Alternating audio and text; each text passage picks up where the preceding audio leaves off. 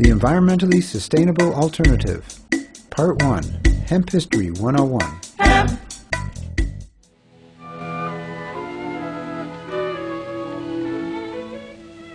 Long ago, when these ancient Grecian temples were new, hemp was already old in the service of mankind. For thousands of years even then, this plant had been grown for cordage and coarse cloth in China and elsewhere in the East. For centuries prior to about 1850, all the ships that sailed the western seas were rigged with hempen rope and sails. For the sailor, no less than the hangman, hemp was indispensable. The Conestoga wagons and prairie schooners of pioneer days were covered with hempen canvas. Indeed, the very word canvas comes from the Arabic word for hemp.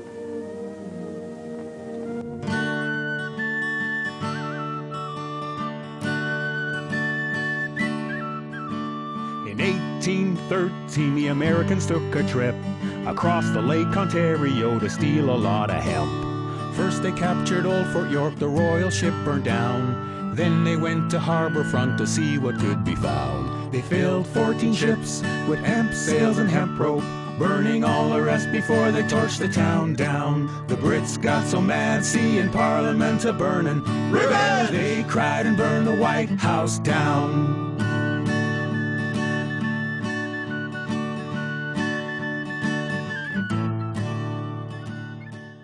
In the old days, breaking was done by hand, one of the hardest jobs known to man.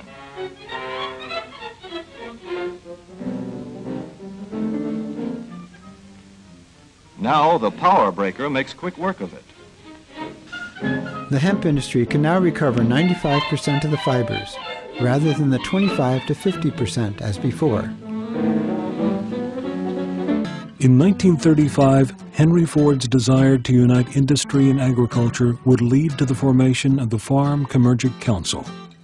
The Commercial model would use the country's farmers to supply the industrial needs of the 20th century. The expanded markets would bolster the dismal state of affairs on American farms and ease the emerging problems of petrochemical pollution. Ford and the Council would find support in the like-minded genius of Thomas Edison and plant geneticists George Washington Carver and Luther Burbank.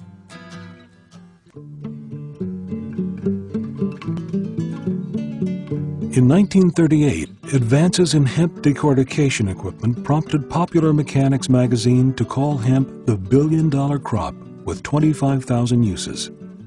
The development sprouted a new kind of hemp industry in Minnesota, one poised to exploit the cellulose-rich herds for use in the plastics industry. In 1916, the Department of Agriculture published Bulletin 404, written by Leicester Dewey and plant and paper chemist Jason Merrill.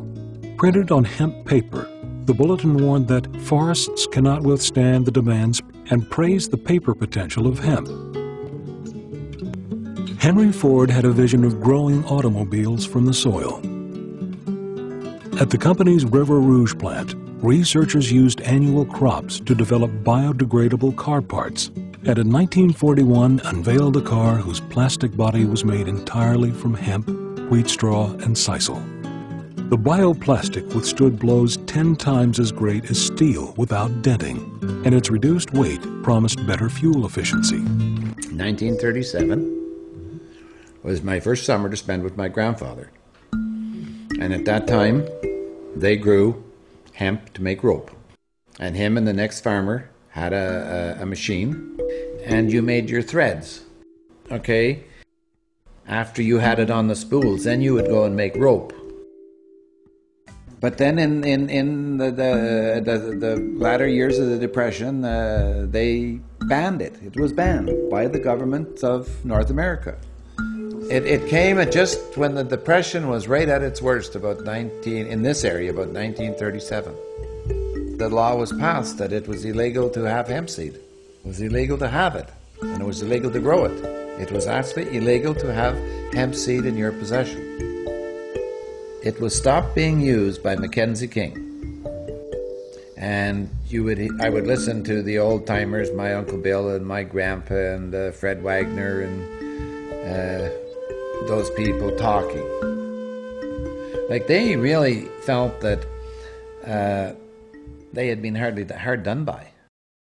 In 1942, in a full reversal, the U.S. Department of Agriculture presented the movie Hemp for Victory, encouraging farmers to grow hemp. The hemp industry was in decline when the United States entered World War II. With the nation's supply of manila hemp and jute curtailed by the Japanese invasion of the Philippines, the government turned to the farmers for help. The war hemp industries built 42 mills throughout the Midwest. Hemp production rose dramatically as the nation's farmers produced 60 million pounds of fiber for the country's supply of cordage. But then they banned it. It was banned by the government of North America. In the waning years of the 20th century, the Earth's most useful crop re-emerged on farms the world over. For more than half a century, hemp was a crop in exile. To bring into the world 200 million new people a year, that nearly equal to the population of the United States, and to not want to bring in a source of shelter and clothing and food is virtually irresponsible. The heritage of the past is the seed that brings forth the harvest of the future.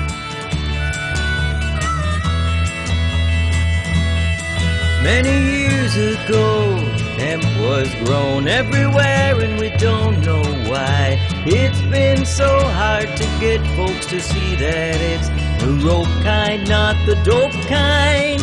It's clean, it's organic, it's safe, don't panic. You can make anything from it. It's a miracle plant, there's nothing hemp can't do. We know you'll love it. The earth has a chance for survival. It's not just a fantasy. Get on board the hemp revival.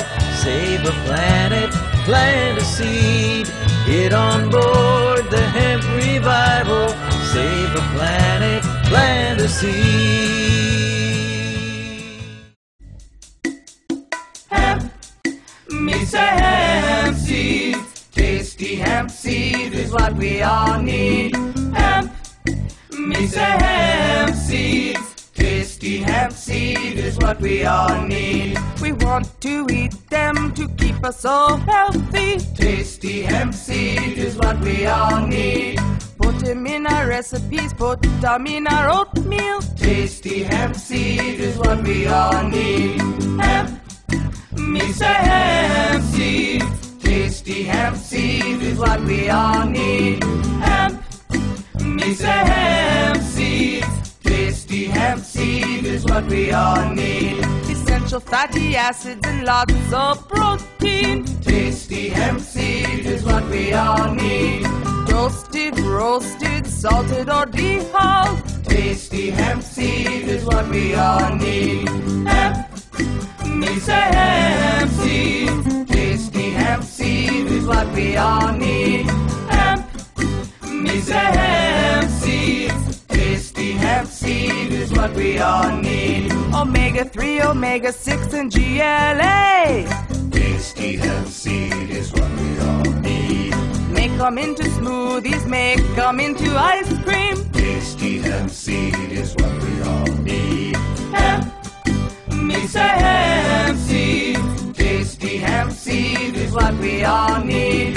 Hemp, me say hemp seed. Tasty hemp seed is what we all need.